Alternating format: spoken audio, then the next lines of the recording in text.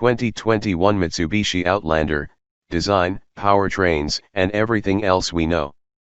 The Renault-Nissan alliance hasn't been kind to its third-wheel Mitsubishi.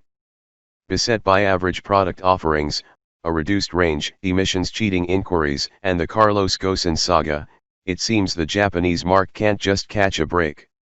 Fortunately, there is a glimmer of hope on the horizon, with the aging Outlander finally set to receive a major overhaul later this year. However, does it have the goods to take on its crossover rivals? Let's take a spy-shot-based, illustrative preview at what we can expect. Looking familiar yet less outlandish?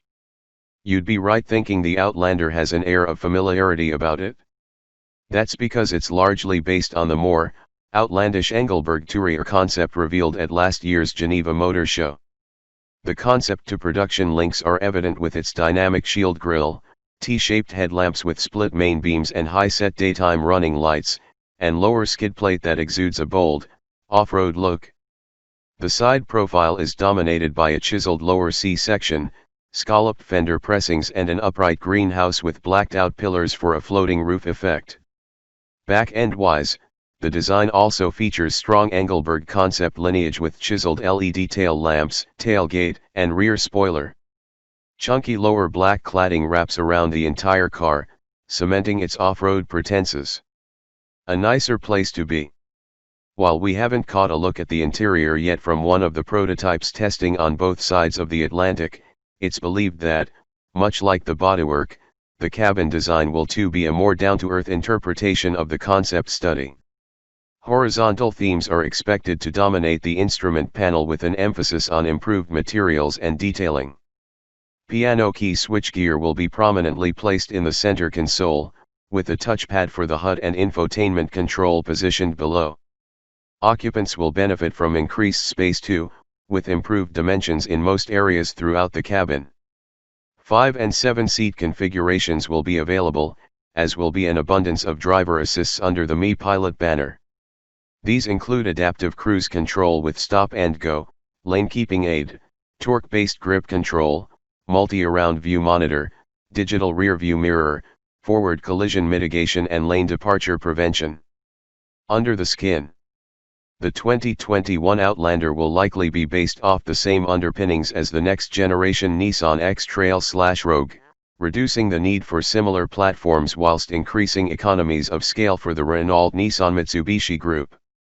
Reflecting an increase in interior dimensions, the Outlander will be bigger than the current car's 4,695 mm 184.8 inches length and 1,810 mm 71.2 inches width.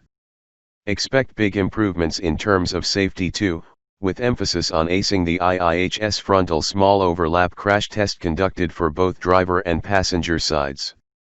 Phev Power. Whilst we don't have exact confirmation of the entire powertrain lineup, we do know the PHEV Outlander will use a 2.4-liter four-cylinder engine pumping out 126 HP, 94 kilowatts.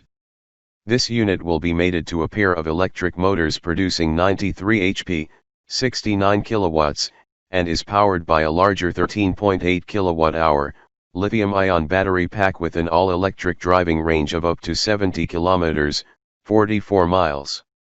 There's conjecture a 1.5-liter four-cylinder turbo from the Eclipse Cross may make an appearance in some markets. However, given the Outlander's increase in size, we'd expect a boost in power over the current unit's 153 horsepower, 114 kilowatts. Other powertrains are likely to be shared with Nissan's Rogue/X-Trail. Rivals and reveal. The next Outlander will face some formidable competition in the form of Toyota's strong-selling RAV4, Ford Escape, Nissan Rogue/X-Trail, Mazda CX-5, Chevrolet Equinox, Honda CR-V, Jeep Cherokee, Subaru Forester and Hyundai Tucson/Kia Sportage. Some pundits tip that it may debut at the upcoming New York Auto Show. However, Mitsubishi Europe President Bernard Loyer has confirmed an introduction in the second half of this year, with a smaller SUV launching around the same time. Finally, what are your thoughts on the next generation Outlander? Share your views in the comments below.